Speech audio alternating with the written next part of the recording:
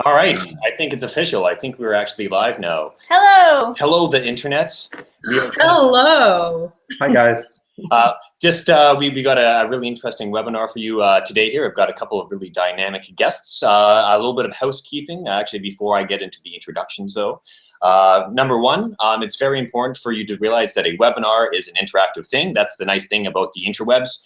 So if anyone who's watching right now has a burning question to be able to ask our amazing panel of guests, because we actually do have a panel this time. I think two is a panel. I'd say, yeah. All right, good. So if you do have any questions for our panel of guests, you can actually enter them at the right-hand side of your screen. And we are going to be taking those questions at the end of the formal period of questions that we're about to do. So for those of you who actually don't know anything about us, we are 21 Toys. We're actually, well, one half of 21 Toys. And we are a company that designs and manufactures toys that teach empathy, failure, and creative communication. The empathy toy, which you actually see nicely placed behind us here, is our main product, and it's actually in homes, in schools, and in offices. It's also on the internet, because this is in fact our fourth webinar, and we'll be talking a little bit about how the empathy toy is being used specifically in the Agile facilitator community. So my name is Ryan, as my thing says here. I'm the education lead for 21 Toys, and I'm joined by my colleague, Jane. Hello, I'm Jane. I'm the community manager here at 21 Toys. And one of the best parts of my job is that I get to hear how all of you in our wonderful community are using the toys in so many different ways. And I also get to connect people who are using the toy. And this webinar is the perfect way to connect our community with one another. So I'm so excited to be part of our fourth webinar. Yes, we're all excited, Jane, so Yay. This is good. Just one last thing, and then we're going to turn it over and start meeting our guests here. So we're actually in our third year as a company, and just because of this amazing community that is surrounding 21 Toys, we've seen a lot of progress, and we're actually in 43 different countries now, so that community is definitely quite big. And we're actually starting to deliver training in and around this community, so we'll be off to Switzerland next month. We'll be in Hong Kong over the summer to deliver training, and we'll actually be in Washington, D.C. In June working with Agile facilitators, which brings me to the introductions of our guests. Awesome. So we are so excited to welcome Sue Johnston and Andrew Annett.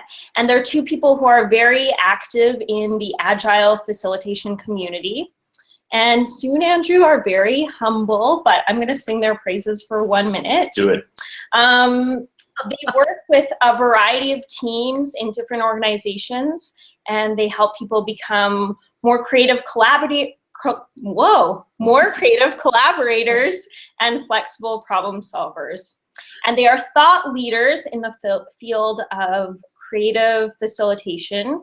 And Sue and Andrew told us that they go to as many as 20 conferences a year where they kind of share their wisdom with other facilitators. So, and we are so excited to welcome them. And Sue was actually one of our backers when we launched our Kickstarter campaign in 2013. So she really helped us get the empathy toy off the ground. So welcome, Sue and Andrew.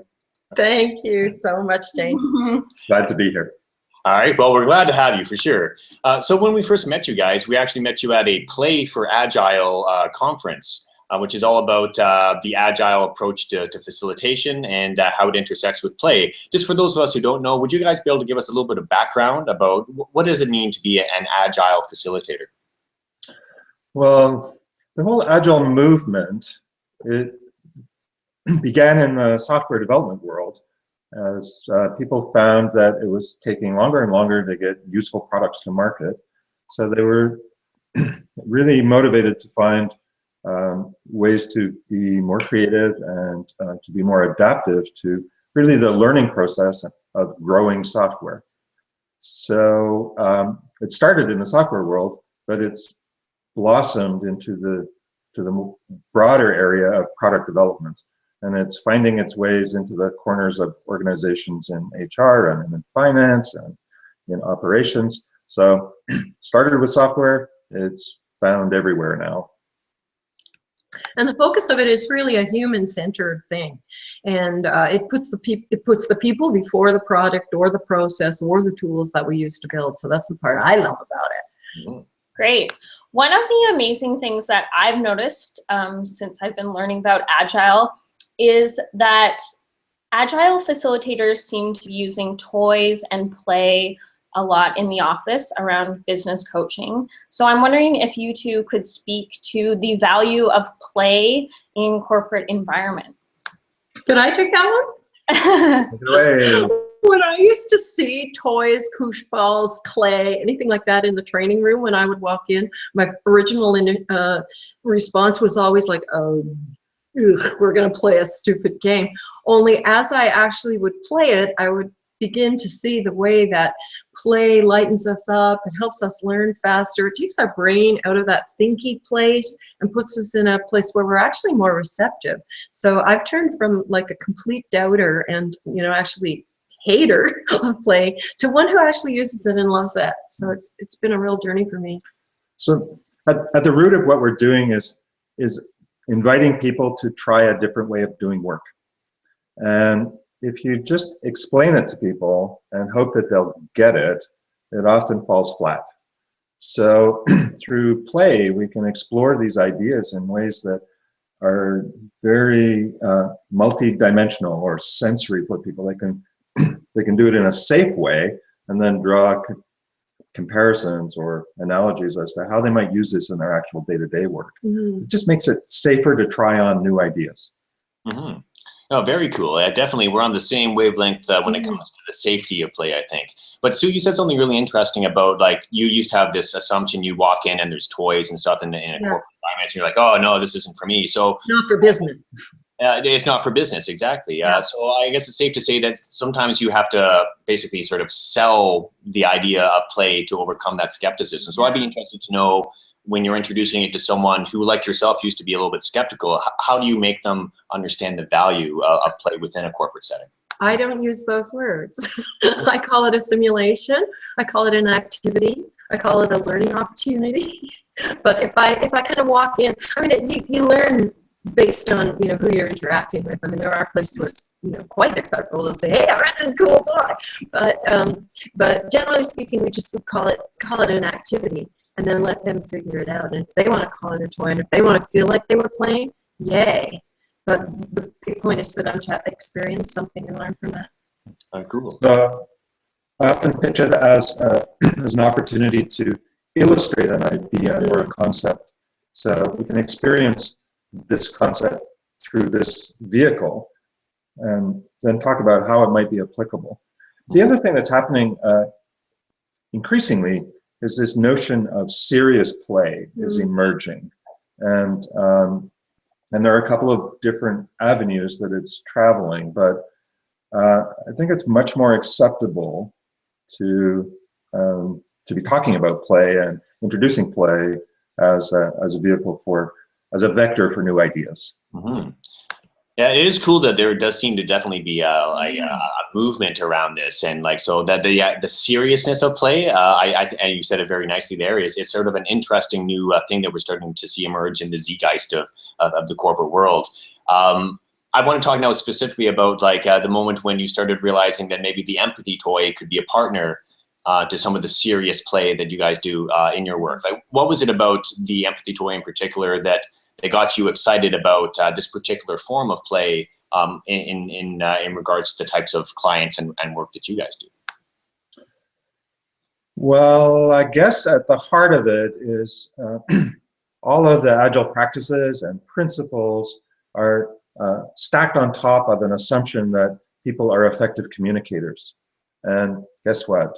We're finding out that that's not necessarily the case. So when you live with somebody who is deeply imbued with communication sensitivity and coaching skills, as Sue is, anything that will help communication and imparting communication skills is something that we wanted to try. And we see that because every time you use the empathy toy, people have to figure out how to explain something they can't see to somebody else who can't see it, and they have to invent language, or they have to be really, really clear about how they speak. And it's really fun, because some of them think they're really hot and we're going to get this really fast and we're going to just like rock it, and then they have this amazing trouble because, you know, up to one person means up this way. There are different, you know, what the heck do we mean by up, and what do we call that little wheelie dealy thing? You know, it's fun to watch them struggle. So we deal a lot with people who live in their heads, whether they're engineers or accountants or finance people. These people are all cerebral, and they think that they can solve this problem inside their head and magically people will understand them. And it's absolutely not the case. So one of the most effective ways for us to introduce the empathy toy is to challenge them. So you think you can communicate. Let's try this really simple thing. And it, you know, leads them to a moment of insight that, oh, maybe I'm not as good at this as I think I am. That's very cool. That unlocks a whole conversation. Like that, the whole line of thinking around here, like not only is like you're going into a community that has sort of this very heady, cerebral approach to things, and they're not used to toys. You've also said something else that's also really interesting and provocative. The idea is that we go in with a toy to be able to challenge sort of assumptions that we have. It's like, yeah, I'm a good communicator. So I would be really interested to know, is there like a particular moment, like with a client, that you can think of where they started to, they had a really transformational moment from critic to like, no toys and I'm a good communicator, to someone who's sort of more receptive? Yeah, there's all sorts of those moments, but they usually come to me as requests to sort of help the team get on the same page. So teams are struggling with not having a common view of either the problem at hand or the priority of things that need to be done, or the completeness of things. There's just these different views that are not being articulated well. And for me, one of the most important things is the empathy toy gets kind of misinterpreted by some people. And so many people think of empathy solely as being emotional empathy or resonance with somebody's you know, in emotional state or feelings. And that affective empathy is absolutely an important aspect of communication. But what's much more interesting is planting the idea that cognitive empathy, understanding how other people are thinking about the thing that you're looking at in common, and being able to describe that and come to some kind of common understanding about these things, is what the empathy toy is so good at. And I had an interesting experience yesterday. I used the empathy toy in the coach training that I do. And one of the things we try to get people to understand in coaching is that it's not about telling people what to do. It's about helping people figure out what they know. And so resisting the urge to solve a problem, or resisting the urge to fix something, is really, really important. So one of my observers yesterday, when we were doing the debrief, he had just been watching and he was, you know, silently behaving. But after we did the debrief, he said, it was so hard for me not to tell the guy what to do, because he was standing by the sidelines and he was churning with anxiety as he resisted his urge to fix everything and solve it for them. And that was a huge learning for all of the people in the room. It was really fun. And I was not expecting that at all. Oh, and those unexpected things I think are really, really rich too. And like the challenge of being an observer and not just the person describing, I think is super important for teams, right? Like you want to be able to step back and let people struggle on their own if you're going to have a team that's really rich and collaborative, as opposed to having a team that's led by a tyrant that just goes in and fixes the problem. So I think that's really, really cool result. So I love that you're talking so much about cognitive empathy. And for us, it's really exciting that empathy seems to really be trending in corporate culture and in these conversations. So I'm wondering if you could talk a little bit about why empathy is important to your clients, maybe in the realm of design or product development. So it is emerging really because of the interest in design thinking and how that applies to product development generally.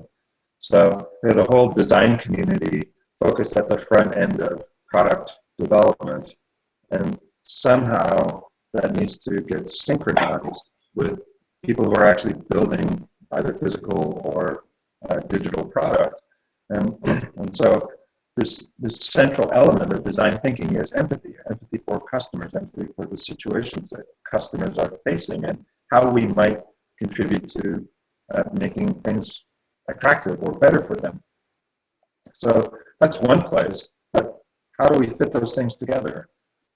Often I deal with teams that need to make that bridge between people who are imagining what a product could be and people who are making a product. And they need to be on the same page. And so being empathetic both to the situation of the customer and the needs of the product development people is a key skill. Yeah. Mm-hmm. I always think of it about as the difference between having an outcome, which might be the product, or making an impact. And somebody who's only interested in the what is going to be less successful at building something amazing than somebody who's interested in the how is it going to affect other people. And so I'm working right now on a presentation around empathy for engineers, where we're trying to get them to not be so in their head, but also think about what's in other people's hands and how to use it, because they're huge. Like many CEOs have that thinky way, and you need them, if they're going to be leaders, to also recognize the people stuff and how that difference. It pops up in other ways too, and at the heart of it is the ability to take someone else's perspective. So this perspective taking is really an important thing that gets highlighted by the empathy toy. It's a skill that we absolutely can develop, but it's so lacking in so many situations. And it's very typical inside of organizations to have people working away, resenting, requests for status or requests for, funding, because they are unable or unwilling or unskilled at taking the perspective of the whole business versus their part of it. And so that's cropping up in the work that I find that I'm doing right now. And definitely a challenging thing to be able to do all that too, because what you're trying to do is really shift how people have been thinking about business for decades and forever. Yeah, I think that's totally fair to say, right? Like Sue, I think you said something really interesting, but we're trying to move away from a product orientation, which is how we're totally wired. Like, what's my deliverable? To like a process where we're becoming more about perspective taking and being more willing to be agile with our collaboration and our thinking. So my question is, like, how do you actually help that, since it's such a transformational thing that we're trying to do? Is this something that you do in sort of just like 1 or 2 sessions with the empathy toy, or do you tend to work with multiple different times with the empathy toy? So like, what is the engagement like with your clients to help affect these fairly sizable changes? Well, for me, it's pretty straightforward. I use it in training programs because that's what I do. So I'll pull it out in facilitation as here's an example of an interesting way that you can bring your people to an insight using something that will help them think differently. And then that's for when I'm training facilitators. When I'm training a coach, it's really a lot about them understanding how important it is for them to be empathetic, for them to be understanding things from the perspective of the people or the team that they're coaching. So it's useful for me, but the only context in which I use it so far is as a training tool. Yeah, I think that's fair. Sorry, Andrew, I wanted to jump in just because I think that's a really cool point I really want to emphasize is like what you're doing. So that I really am really a big fan of is you're building capacity in teams. Exactly. They can continue to offer that kind of training for other people. So I think it's a really compelling thing that you're doing too. But Andrew, I don't know if you have a sort of a similar or a different take on how do you make that transformation stick across a long period of time? It's not through the repeated use of empathy toy with the same group of people, so far in my experience. But to me, introducing a team to a better conversation pattern through using the empathy is like an intervention that can move them down a different path. And it's interesting because we introduce new language. The idea of cognitive empathy gets planted. Generally don't think about that. It's kind of a novel idea.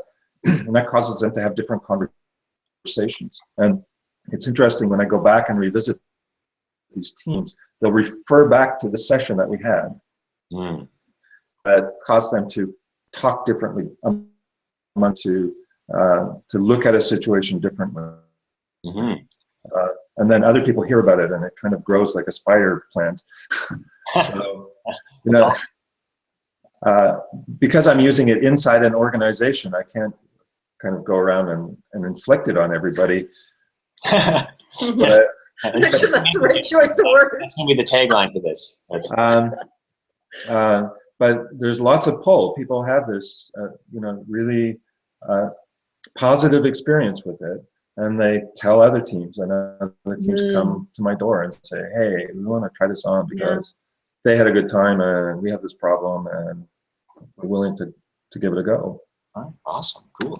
That's amazing. And I think like when we work with the empathy toy, a lot of the time success for us looks like when people, like you're saying, 2 weeks later, relate something that's happening to them at work or at school or in their personal relationships to something that happened inside the gameplay.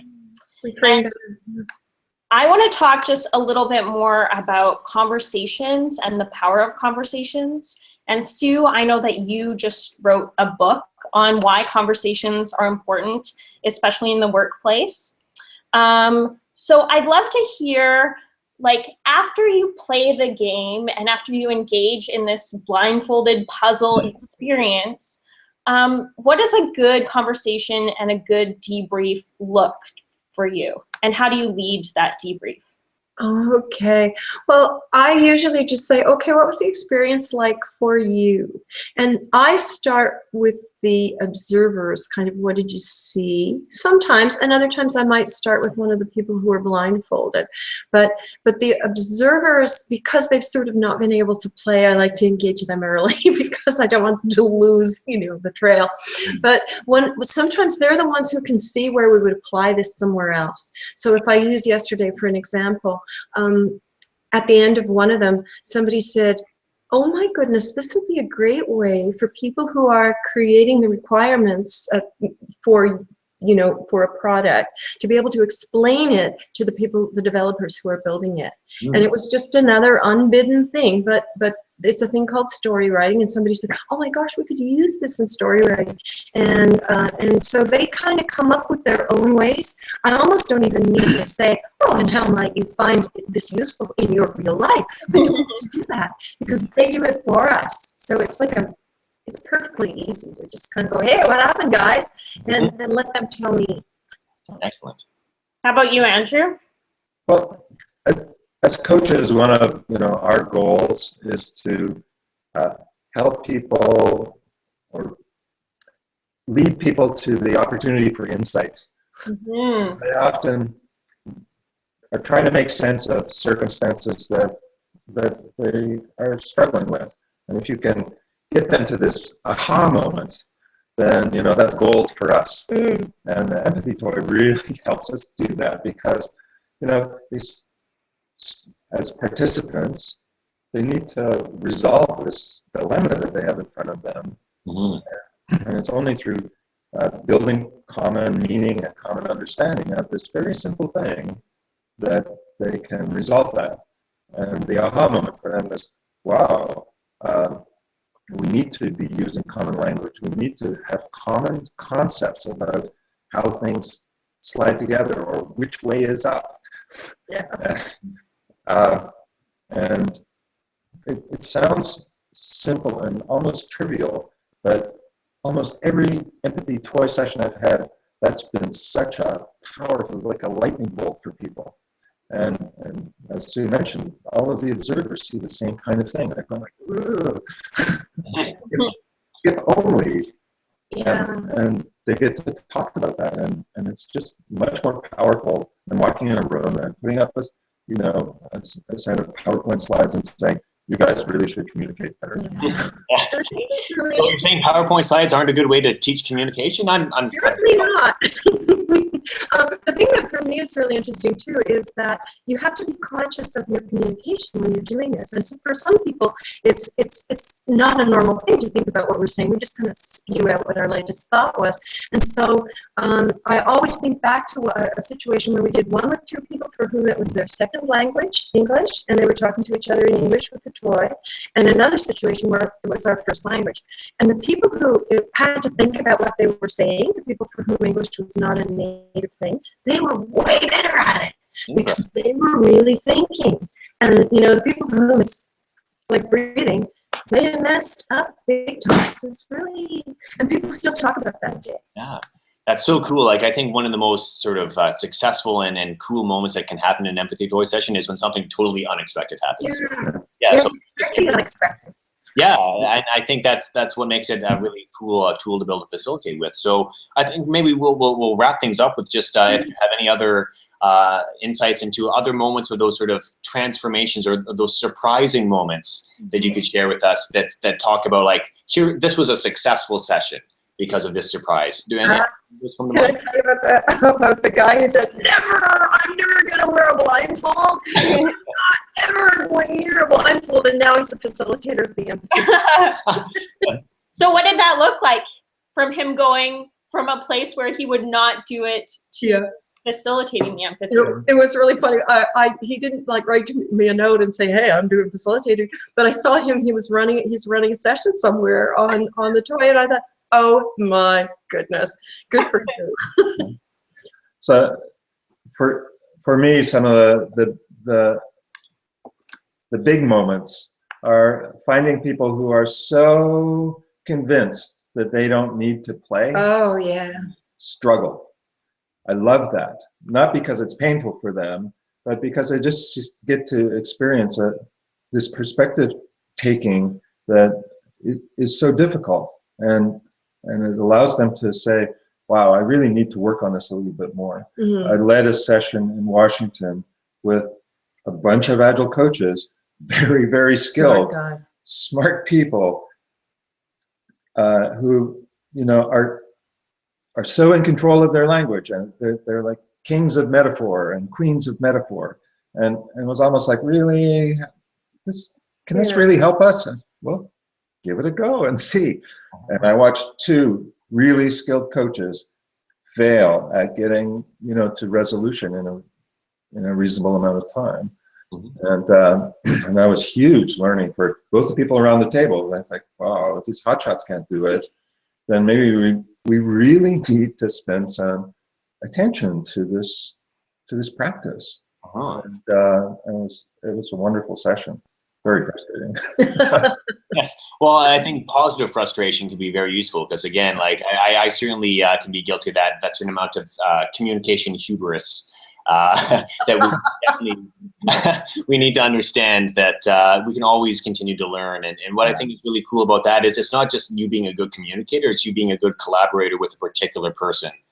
We all think differently, and it depends who we talk to, depending on and how they perceive the situation.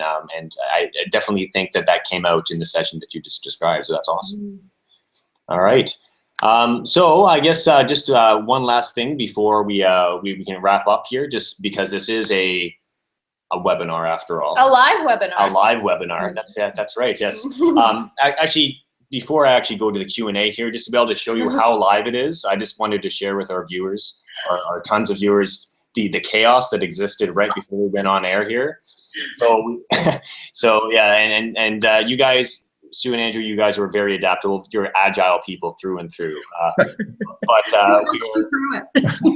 we're practicing what we teach, absolutely here. We were like literally 2 minutes before we were to go here, and then there was a symphony orchestra and the Center for Social Innovation, where we are right now, that just decided to start setting up and playing. So it would have been kind of cool, but we decided to move. So just some insight into how live this session actually is. And this is a co-working space, but I have never heard horned instruments here. So, so in the essence of being live and in the spirit of being live here, so this we now go to the participatory section of our webinar now. So if anyone watching or who's been following along here has any questions for Sue and Andrew, like you've got their undivided attention right now, feel free to sort of jot them in. So again, on the right hand side of your screen, there is a section that you can include some questions, and we can hook you up. Yeah. And if there are no questions, that's also cool because this is live and like we are definitely adaptable and agile people here too. So I will tell you what, for the audience member, I'm going to buy you guys some time right now in case you want to think of a question right here. And I want to ask you, Andrew and Sue, what I'm really interested in knowing, and that is, what do you have on the horizon? Like you guys have been doing such cool things with the empathy toy right now. I'm interested to know what's next. And I see we've got some questions coming in. Oh, from two people that I've been talking to. Oh. Wonderful. Okay, tell you what. Screw my question. I was so ready to answer it. Okay. Well, I'm going to unscrew that question then. So let's do that.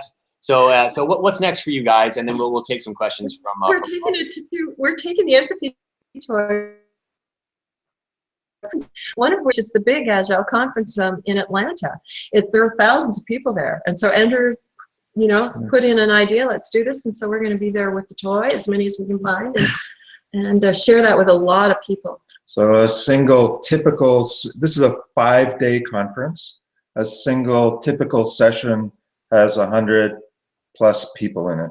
Cool. So I fully expect to run a session and then many, many more small ones, because there's always open space provided to do things all week long. Yeah. So that's in August. Yeah, July. But next month, we're going to a similar conference, just a little bit smaller, only 700 or 800 people. That's tiny.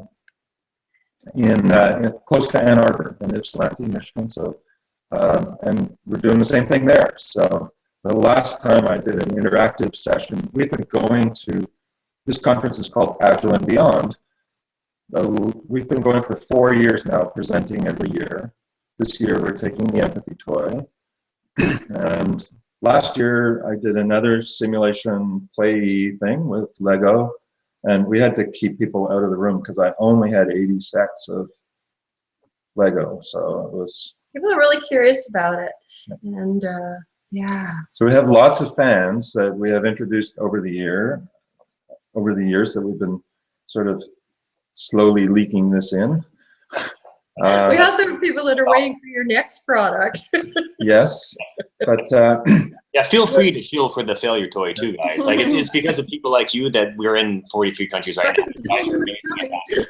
So it's kind of interesting to see how it spreads. So friends of ours have been enthusiastic. You play for Agile, have gone to Germany, spread all over Europe. So I'm talking about Ellen Grove. And so she's gone to the huge Agile conference in India, so I suspect that you'll start to see some interest flooding out of there as well. That's amazing. All right, so we actually have a bunch of people who have now, after listening to your discussions right there, we have a series of questions right here. And I'm going to actually turn things over to Jane to facilitate those questions, just because she is our community manager, so she's going to communicate with that group. Manage us. All right. Yes. Yes. I'm going to start with Julie's question. Uh-oh, it just went off my screen. There it is. So this is Julie Trell. She's amazing. She works in the Bay Area, and she is also a facilitator and a former school teacher. And her new idea is bringing children into offices to facilitate sessions. Let's see your face. Yeah, that's Julie. I think Sue likes your idea. Sue is thrilled by this. Okay, so that wasn't part of Julie's question. That's just an amazing thing that I know about Julie, and she is a real fan of play and bringing play into the workplace. So Julie's question is, do you have any stories of follow-up months after you did the workshops? Ooh. So certainly I do, because I work in the same company. So I'm always brushing up against people that I've run sessions with, and they tell me that, like, months later, really, really enjoyed that session. We have some new team members, can we run it again? Or, you know, that session really made us as a team realize that we're making all kinds of assumptions about, you know, what we mean when we say X. And we've kind of straightened all that out, and things are better. That's not an uncommon kind of conversation for me to encounter well after a session with a team. So when I say I'm running around the same company, I have about 300 potential clients, 25 teams. Oh, cool. Great. And I'll just sometimes get somebody sending me an email that says, where did you get that wooden thing? So we tell them. Yeah. Because it's so nice. It feels good. It's beautiful in our hands. Yeah. Absolutely, absolutely. Well, part of the abstraction is what we love about it. So it's kind of nice that they don't know what to call it. That's part of the challenge. A wooden thing. So our next question is from Philip, and Philip just bought his Empathy Toy Facilitators kit this week. Thanks, Philip.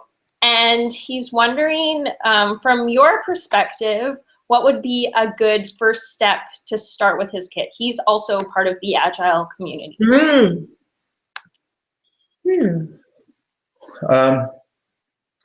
There are so many ways, but the one that I keep coming back to, or really works for me, is focusing on team communication dynamics.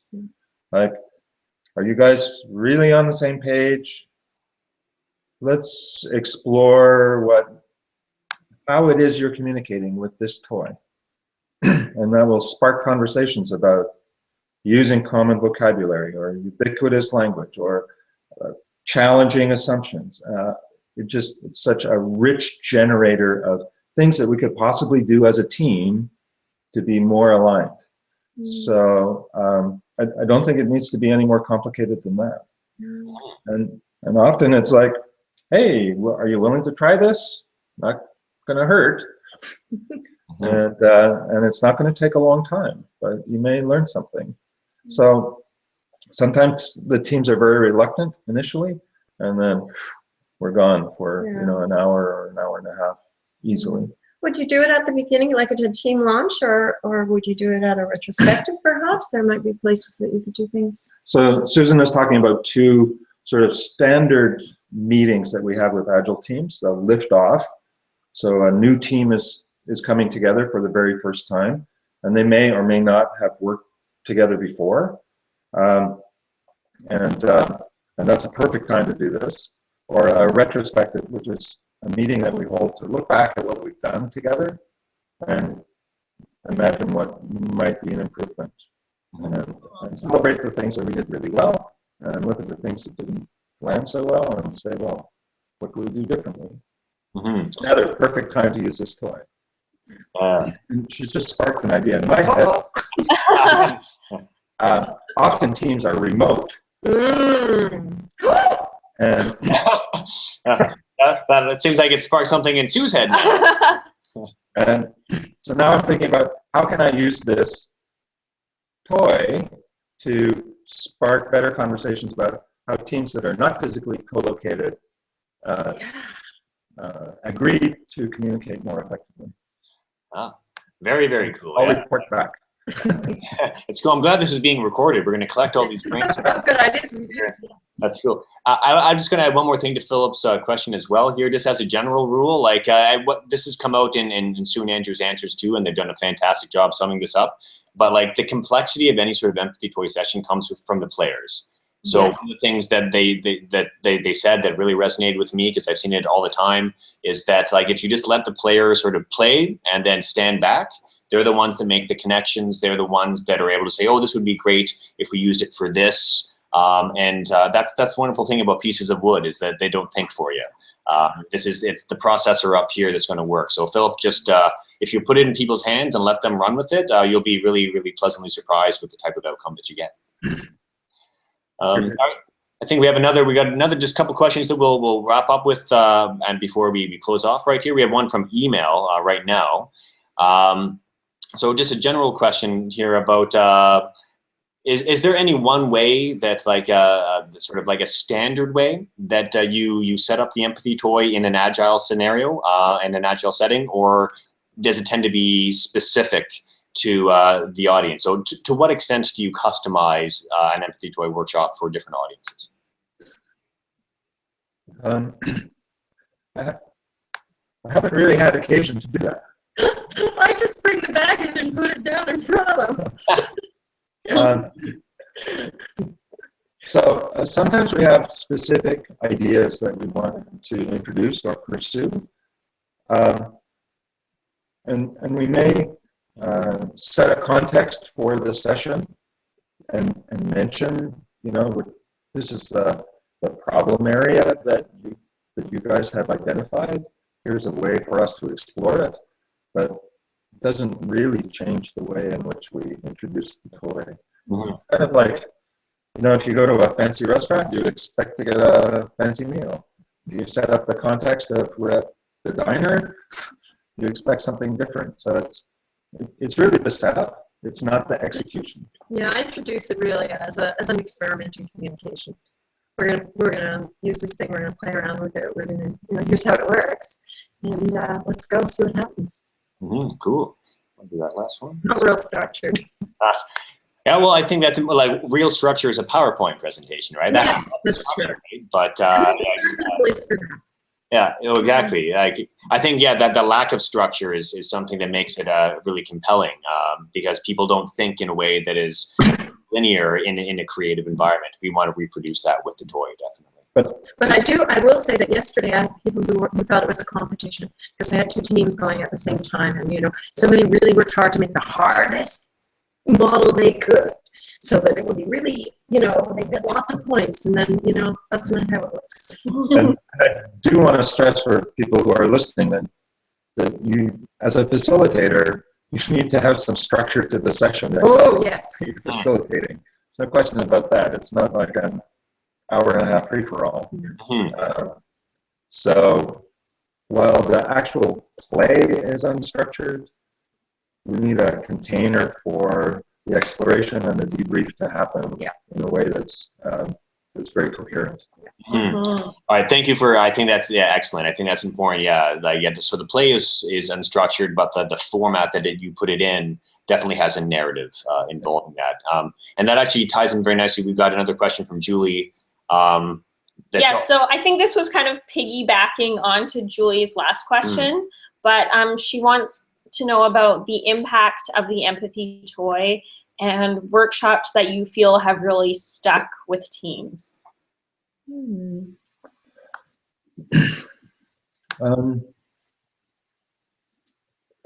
So I can think of two examples. And I think what's common among them is that people went in dubious and came out convinced. So those are the ones that have real sticking power because it's those people who sort of acknowledge the shift in themselves. So, I love those sessions where people come up to you afterwards, like immediately afterwards or weeks afterwards, and said, I thought you were crazy to introduce this idea, but wow, it really made me think about what was happening, the dynamics, and it made me change how I behave, how I speak, whatever the change was. And that's happened on a couple of different occasions. The one that I'm thinking about right now is we were invited into the University of Waterloo. There's a digital media program that's run at their Stratford campus, and there are 80 undergrads in this capstone project. And very innovative professor invited us in, and we led off with the empathy toy, because what she was trying to do was help accelerate the gelling of teams that needed to work together to produce a project on which they were being graded. And so it was really important that these teams get together and get productive quickly and be able to have good conversations. because there was going to be lots of different opinions inside these teams. So we led with Empathy Toy. So imagine third-year university students. There's not a lot you can teach them because, hey. They know everything. I knew everything in third year. Yes. So the reception of introducing Empathy Toy to this crowd was, well, be generous and say it was lukewarm. But by the end of it, the conversation was like decibels louder, and tons of a lot of students who would not publicly declare themselves as being enthusiastic about the experience approached us and said, wow, that was really very helpful and interesting. It said to me, we should have had this in first year. Yeah. So that's the kind of reaction we often get. That's amazing. I think that's a lovely anecdote. I think that we can sort of wrap things up with here. So just like we know that the thing is working. No kidding. And thank you, Sue. We know that it's working when there's those moments of people that go in thinking no way, and then they emerge all the more enthusiastic as a result. So definitely, there's one last question that's sort of on the docket right here that it's sort of a little bit sideways to what we're talking about right now, but Philip, you've queued up a really good bit of self-promotion for us, so I think it's in our best interest to seize that. Philip has asked, he wants the failure toy, and he wants to know when is that going to be released. Yes! Yeah, it looks like you guys want to know too. I'm waiting. You guys are all, Well, I said the next time you see me, I'll have the failure toy. So we're actually in the final stages of prototyping right now. So it's our intention to have it out this year. So we don't have a specific release date in mind right now, but we are definitely collecting a number of names of people that are interested in getting access to the toy when it does launch. So you can actually join our #fail list on the Twitters. Or you can contact Jane directly. And there's also a place on our website where you can sign up for our fail list that gives you notifications of when that's happening. But I'm hoping that it will happen in the fall, our Kickstarter campaign. So is anybody's name on that list that's higher than ours? You guys were in there right from the ground floor. You guys supported us in our Empathy Toy Kickstarter campaign, so we're going to make sure that you're taken care of. We'll hear about it, right? Yes. So, and we will be running some workshops in and around when we do have the prototypes ready for the failure toy, and we're going to be looking for people that are wanting to fail along with us, and learn from the benefits of iteration and rethinking about what failure is all about. So yeah, all that contact information that Jane just tipped you to, definitely take us up on that, and we'll make sure that we help you out with that. And then I guess let's wrap things up. Are we comfortable with wrapping up? How are you guys doing? Are you guys comfortable with wrapping up our webinar? Yeah. I just want to thank you. This was really fun. It was lovely to see you guys again. It's always a pleasure to see you guys too, and thank you so much for spending the time here. You guys are doing such amazing work, and it's an absolute delight to be able to hear about the things that you're doing with the Empathy Toy. Absolutely.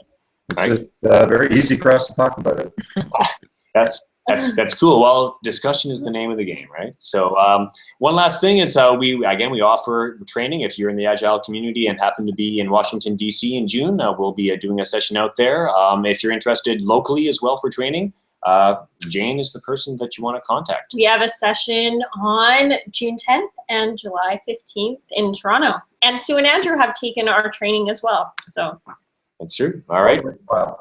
All right. So again, let's call it a webinar. Let's say I think we did it. So I think on air high five. Yeah. Yeah. All right. Thank you so much, guys. And thank you for all the audience members. And this will be on our website very shortly too. And again, it's been a lot of fun chatting with you guys. Thanks, guys. Thanks. Take care, Bye. guys. Bye.